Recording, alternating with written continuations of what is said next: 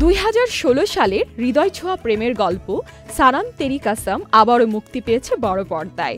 দীর্ঘ 9 বছর পরেও হর্ষবর্ধন রানে ও মাওরা হোসেনের জুটির রসায়ন আজও দর্শকের মনে গেঁথে রয়েছে।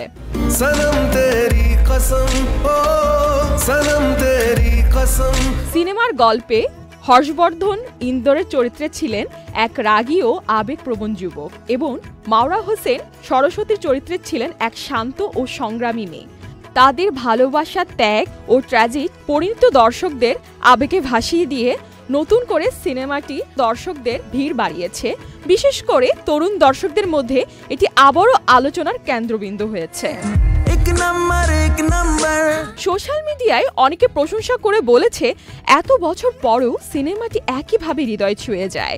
যদিও প্রথম মুক্তির পর বক্স অফিসে সিনেমাটি মাত্র 9 কোটি রুপি আয় করেছিল এবং তা ফ্লপ বলে ঘোষণা করা হয়েছিল, কিন্তু পূর্ণ প্রদর্শনের পর এটি এখন 30 কোটি রুপি রেঞ্জে ব্যবসা করেছে।